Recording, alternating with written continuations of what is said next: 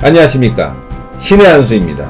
오늘은 의혁투의 최대집 대표님과 그동안 박주신 병역 의혹 사건과 관련돼서 엑스레이 사진, MRI 사진, 너무나 전문적인 분야에서 잘 모르는 분야들이었습니다. 일반인들은요. 그래서 하나하나 꼼꼼하게 이야기를 해보고 있습니다. 일단 극상돌기에 대해서 이야기했고요. 엑스레이의 조사 방식에 대해서도 1, 2부에선 얘기를 했습니다. 이제 3부에서는요, 여러분들이 궁금해하는 사실 석회화에 대해서 이야기 나눠보겠습니다. 예. 석회화. 그게 뭐 저번에도 한번 얘기를 했지만 다시 한번 좀 자세하게 설명을 해주시죠.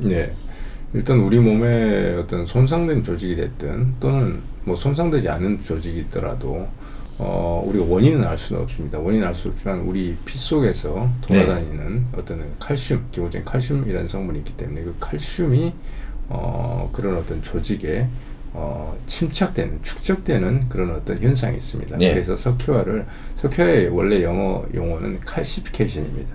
칼슘이 들이찬다는 거예요. 칼슘이 찬다. 그래서 석회화가 어디든 생길 수 있고, 가장 흔한 것이 저번에 말씀드렸듯이 폐결핵을 앓은 다음에 거기 폐결핵 공동에 생기는 석회화. 그리고 또 아주 흔한 것들이 이제 힘줄, 손상받은 힘줄에 생기는 또 석회화.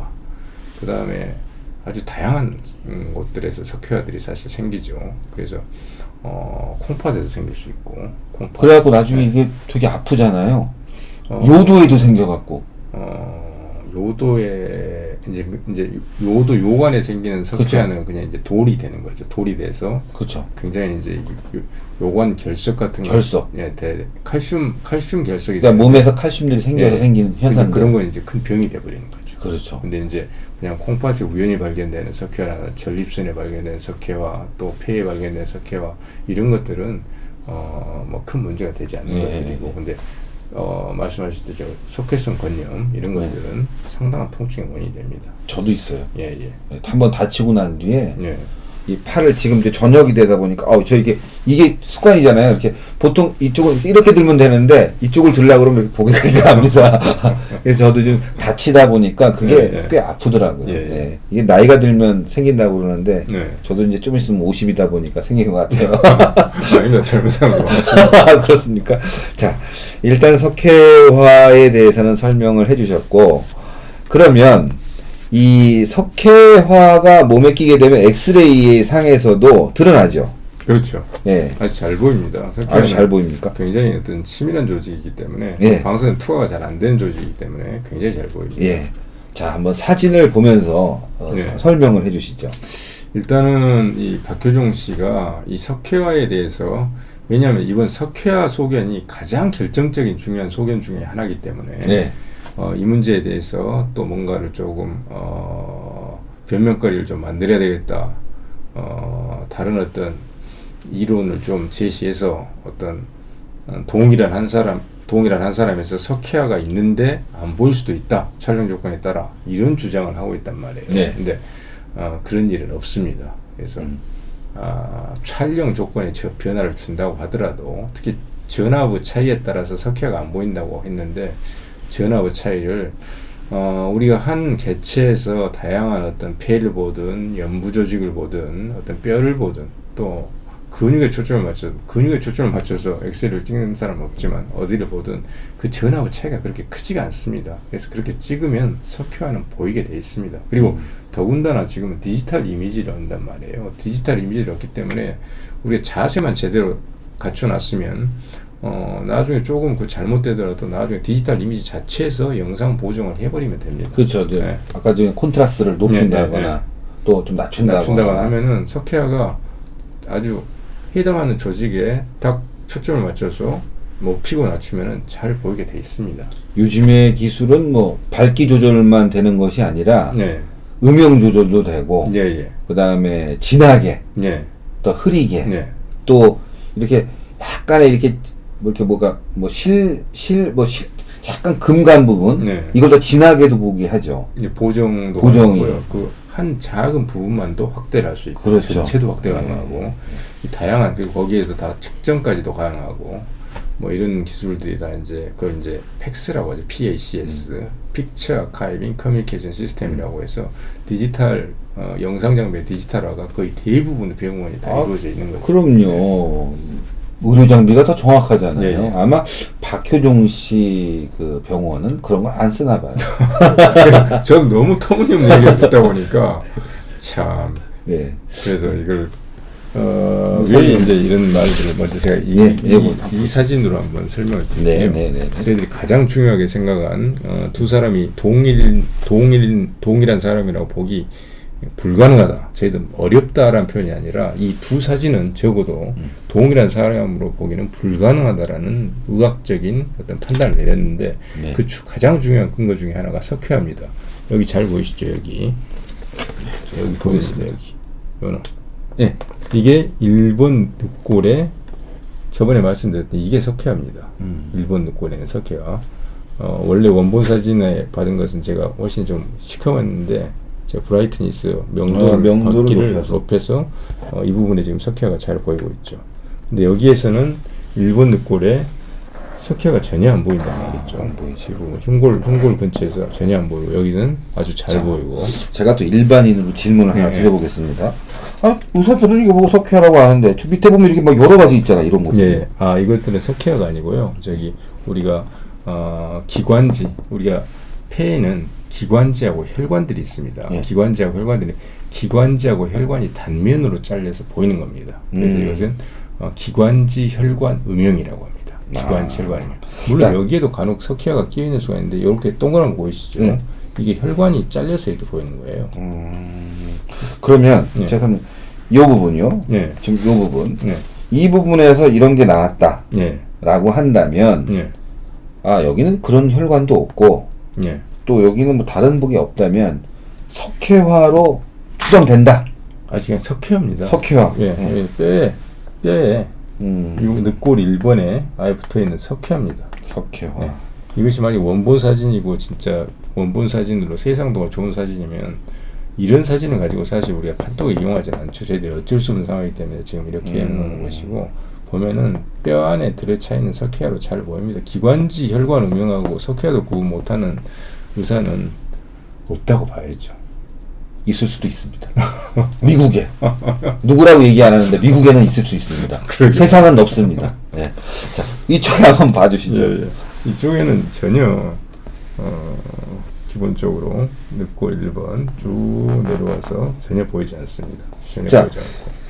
박효정 씨가 주장하는 것은 이 전후면 사진이기 때문에 앞하고 뒤를 봤기 때문에 안 찍힐 수도 있다. 이게 지금 박효정 씨가 주장하는 것은 이 사진이 폐를 보기 위한 지금 그 세팅에서 조사량이 작기 때문에 강하게 줬기 때문에 석회화가 안 보일 수 있다는 거예요. 네. 그것은 전혀 사실과 다릅니다. 그걸 증명할 수 있는 어떤 사진들이 있습니까? 그걸 증명하기 위해서 똑같은 조건을 제가 만들어 가지고 왔습니다. 저한테 치료를 받는 여자 50대 환자분인데요. 아까는 안 보여줬는데 이거는 보여줘도 됩니까? 이분은 동의를 얻었습니다. 그렇습니까? 어떻게 동의를 얻었습니까? 저하고 굉장히 신뢰관계가 쌓여 있어서. 자, 제가 설명을 드리겠습니다. 일단 하나가 아까 전후면 사진의 극상 돌기는 우리 대표님이 찍어서 할 수 있는 부분이 있잖아요. 이건 이렇습니다. 전후면 사진을 찍어도 다 보입니다. 위치가 변하지 않습니다. 라고 하지만 대표님 석회화가 없죠. 그렇죠. 그러니까 이렇게 어쩔 수 없이 석회화가 있는 환자를 찾으려고 누구를 찾아야 될까 고민을 하다가 이분이 생각나는 거예요. 그래서 동의를 얻어갖고 석회화가 없는 부분을 갖고 찍을 수가 없잖아요. 그래서 다른 분의 동의를 얻어서 한 겁니다. 어제 오후에 나오시라고 했습니다. 이분한테는 뭐 식사 대접하고 또 조금이라도 차비라도 챙겨드렸죠. 자, 이게 뭐 여담이 있긴 하지만 그런 노력이 있었다는 걸 말씀드리고 설명을 해주시죠. 그래서 이게 이제 보통 우리가 어깨 관절을 찍을 때 일반적인 어떤 조건입니다. 그래서 여기 보면 경관절 전후면 단순 방사선 사진 촬영 시 전압과 노출 시간 조건 하에서 보이는 극상 근거는 석회화. 일반적으로 이제 어깨 관절을 찍을 때 거기에 어떤 적절한 전압, 그 다음에 그 노출 시간, 방사선 노출 시간을 줘서 찍은 겁니다. 그러면 당연히 여기 이 부분 보이시죠? 이게 허옇게 끼어 있는 예, 거. 이게 아까 제가 설명드렸듯이 이 부분이 견봉이라고 말씀드렸어요. 예, 견봉. 예. 이게 오구돌기, 예. 관제라. 견봉하고 상완골 머리에 이게 허옇게 끼어 있는 놈이 있죠. 예, 있습니다. 이놈이 석회화입니다. 석회화. 힘줄에 침착된 석회화입니다. 예. 굳이 그 근육에 힘줄의 이름을 들자면 그건 극상근이라는 놈이 여기 있습니다. 극상근이라는 놈. 극상근이라는 놈이 여기 나와서 극상근이 여기 나와서 상완골에 여기 대결절 툭 튀어나오는 대결절이라고 하는데 여기에 딱 달라붙습니다. 여기에 아주 흔한 건 아주 드문 건 아니지만 아주 흔한 건 아니지만 그래 간혹 이렇게 석회성 근염이 잘 생기는 거죠. 이렇게 보이는 거. 이게 보입니다. 그럼 박효정 씨가 주장한 대로 폐를 보기 위한 세팅으로 한번 찍어봤습니다. 자 보시면은 폐가 훨씬 잘 보이죠. 이쪽은 좀 허옇게 보이는 것 같고요. 이건 이쪽은. 뼈를 보기 위한 세팅으로 찍었기 때문에 여기는 뼈는 잘 보입니다. 네. 여기는 뼈는 좀 덜 나온 것 같고요. 폐를 보기 위한 세팅으로 찍었습니다. 그런 전압을 줘서 박효정 씨가 정확히 얘기한 대로 폐를 보기 위한 그런 더 높은 전압을 줘서 찍었습니다. 찍었는데 석회화 보이네요. 잘 보이죠. 더 잘 보이는 것 같은데요. 아무튼 잘 보입니다. 아무튼 잘 보입니다. 똑같은 그 주장에 대해서 석회화가 안 보이는 게 아니지 않습니까? 또 저는 또 새로운 걸 또 봤습니다. 오구돌기 모양. 전혀 변화가 없군요. 앞으로 찍나 뒤로 찍나. 오구돌기 모양이. 요건 제가 원래는 제가 이걸 동일한 조건하기 위해서 PA 뷰 그러니까 후전면 사진으로 제가 선수한테 찍으라고 했는데 이분이 그냥 전후면 사진으로 찍어버렸어요. 그래서 전문가가 됐네. 저도 딱 보니까 알겠어. 얘기하죠. 아주 학생님이 다르신데요. 오구돌기 모양 아주 똑같고 엄지 모양처럼 생겼네요. 이분은 좀 두툼하니. 앞에서 이렇게 딱 찍을 때는 이렇게 보이고 뒤에서 찍을 때는. 그래서 제가 여기 이렇게 딱 뭔가 붙여 있지 않습니까? 끝나고. 어쨌건 전압의 상태를 높이거나 낮춰도 석회화 부분은 늘 보인다. 너무 잘 보입니다. 이게 잘 보이네요. 안 보인다는 것은 사실 제가 말씀드린 의사로서 그건 말이 안 되는 얘기입니다, 사실은. 뭐 밤이 늦다 보니까 밖에서 알겠습니다. 저희가 뭐 기다리는 분들이 많네요. 그리고 어쨌건 지금 보니까 석회화도 이 전압을 낮추거나 높여도 다 보이는 부분이 있다. 그 전압 크기가 크지가 않다는 얘기예요. 그렇죠. 우리 인체에서 엑스레이를 찍는데 그리고 크지가 않은 점도 있고 또 하나는 제가 여러 번 말씀드렸듯이 디지털 이미지를 얻어서 이 디지털 이미지를 얻는 가운데서 보정을 하면 되죠. 근데 지금은 어떤 촬영 조건을 줘서 조금 방송사가 실수해서 찍어도 큰 의미가 없습니다. 가지고 와서 내가 원하는 대로 바꿔서 보면 되니까. 뭐 거기 요즘 뭐 프로그램들이 좋으니까 뭐 약간 브라이트를 올리고 내리기도 하고 그 부분만 확대해서 더 보기도 하고 이 다양한 어떤 변화를 줘서 할 수 있기 때문에 사실 이런 얘기는 사실은 말이 안 되는 앞뒤가 전혀 안 맞는 얘기입니다. 또 하나 지금 의협투가 아시아 근골격 학회에다가 질의 내용을 보냈지 않습니까? 질의 내용을 보냈는데 지금 박효정 씨도 그쪽에 질의 내용을 보낸 것 같아요. 거기에 대해서 다르다는 판독을 받아냈다. 이게 무슨 얘기입니까? 저희들이 그 8가지 항목에 대해서 이제 이 두 사진입니다. 아까요. 사실 이제 이건 저희들이 사진을 보낼 때는 이 사진도 보냈고 그 비자 발급 사진도 보냈습니다. 같이 비자 발급 사진, 공군 사진, 그 다음에 전척 주사님, 강남 자생. 그래서 이제 판독을 8가지 항목에 대한 질문을 던졌죠. 1번부터 7번까지는 아까 다 그 제가 설명드린 그런 부분입니다. 흉추 1번에 어떤 척추체 어떤 차이가 보이는가, 또 경추 7번에 척추체 차이가 보이는가, 쇄골의 차이가 보이는가, 그 다음에 흉곽이라는 요겁니다. 요거 흉곽의 모양의 차이가 보이는가, 그 다음에 아래에 횡격막의 차이가 보이는가, 그 다음에 대동맥궁의 차이가 보이는가, 하행 대동맥의 대동맥궁의 차이가 보이는가, 뭐 이런 여러 가지 8가지 항목에 대해서 저희들이 질문을 던졌는데 모두 다 다르다. 이런 답변 1번부터 7번까지는 모두 다 다르다. 디퍼런트. 이런 다르다. 답변을 보내왔고 마지막으로 이제 8번은 저희들이 이제 이 두 사람이 동일한 사람이라고 이 두 사람이 동일한 사람이라고 확실하게 말할 수 있는가? 데피니트리라는 표현을 저희들이 썼습니다.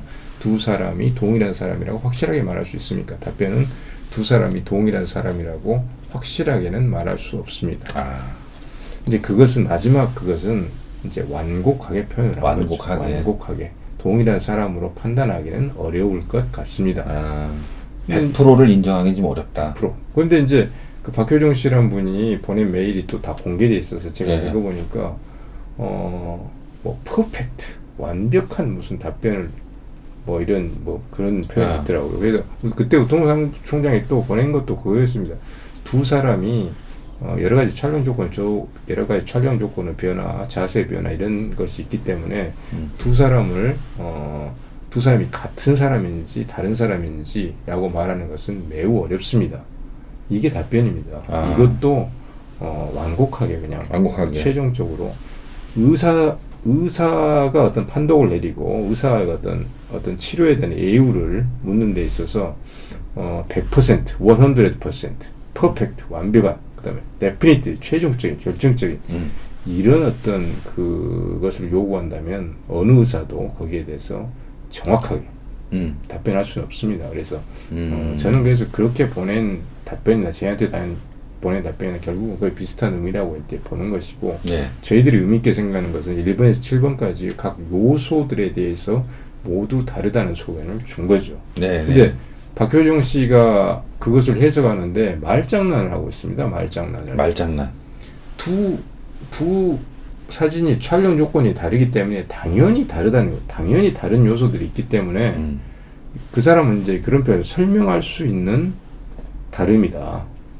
설명할 수 있는 다름이다. 그러니까 후제면 전후면으로 찍었으니까 당연히 견갑골 차이도 이렇게 틀어져 있고 이런 방향이 정방향으로 있고 약간 바깥쪽으로 빠져 있고 이런 차이는 그럼 뭐 견갑골이 다릅니까 하면은 만약에 그걸 다르다고 표현하면 다르다고 해야 되겠죠. 그렇죠. 방향이 다르니까. 근데 우리가 의사한테 그것도 상당히 권위 있는 국제적으로 권위 있는 방사선 근골격계 영상학의 전문가한테 저희들이 판독을 맡겼을 때 저희들도 나름대로 각 영역에서 권위가 있는 나름대로 공신력 있는 단체고 그런 판독을 맡겼을 때 그런 어떤 촬영 조건의 변화에 따른 차이를 다르다고 표현해서 보냈겠습니까?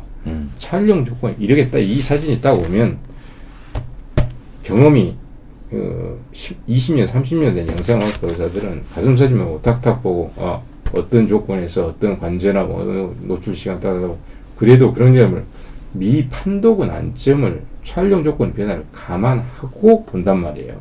그러면서도 다르다는 소견을 준 거예요. 박효정 씨 말대로 표현하자면 설명 불가능한 차이점을 다르다고 표현을 한 겁니다. 근데 그걸 가지고 지금 당연히 다르다고 한다, 설명에 말장난을 하고 있는 거예요. 그렇죠. 말장난 하면 안 됩니다. 박효정 씨가 주장하는 내용은 이런 부분까지는 저희가 설명하기 좀 곤란한 부분이 있습니다. 촬영 조건이 다르기 때문에 그 부분을 가지고 다르다라고 얘기한다는 건 무리가 있다는 말씀 같습니다. 장시간 저희가 설명을 했습니다. 또 기회가 된다면은 댓글을 달아두시면 저희가 또 다른 부분까지 다음에 기회를 잡아서 설명을 해드릴 용의가 있습니다. 일단 많은 부분을 설명했지만 다시 한번 이제 마무리 짓는 단계에서 대표님께서 한번 또 시청자들을 위해서 말씀을 한번 해주십시오. 오늘 제가 이제 그 박효정 씨 미국에서 의사 생활을 하고 있는 박효정 씨의 어떻게 보면 참 터무니없는 질문들에 대해서 저희들은 상당히 성실한 설명과 답변을 드렸는데 그 이유는 딱 한 가지밖에 없습니다. 조갑제닷컴에 그 글이 게재됐기 때문입니다. 조갑제닷컴은 사실은 보수, 무슨 진보, 좌와 우를 떠나서 그동안에 사실, 그리고 진실, 자유 이런 것을 모토로 하는 상당히 어떤 배울 점이 많은 그런 인터넷 언론이었고 또 언론인, 존경받는 언론인이었습니다. 그런데 그 조합제닷컴에 이런 터무니없는 글이 올라왔기 때문에 저희들은 나름대로 책임감을 가지고 여기에 대해서 성실한 답변을 드린 것입니다. 그래서 처음에도 말씀드렸듯이 지금 저희들이 다루고 있는 문제는 정쟁의 어떤 대상이 아닙니다. 의학적 진실검증, 과학적 진실검증의 문제라는 거예요. 거기에서 누가 보수 지도자가 나서서 말려야 한다, 그 뒷감당을 할 준비가 돼 있는가, 출구 전략이 돼 있는가, 이런 것은 저희들한테 아무 의미가 없다는 것이죠. 그리고 혹자는 또 이런 얘기를 합니다. 만약에 박주신 씨 것이 맞으면 당신들이 책임을 져야 한다. 무슨 책임을 집니까? 책임을 질 일이 뭐가 있습니까? 저희들은 분명히 드러난 객관적 증거에 의해서 합리적인 의혹 제기를 했고, 그 의혹 제기를 한 이유는 우리 사회가 더 공정하고 투명하고 또 정의로운 사회가 되기 위해서 우리들의 시간과 노력, 돈을 써가면서 이런 노력들을 말 그대로 사회를 위해서 봉사를 하고 있는 이런 지금 작업이란 말이에요. 그러면 이 작업 자체에 대해서 우리 사회는 오히려 격려를 보내고 상을 줘야 되는 일입니다.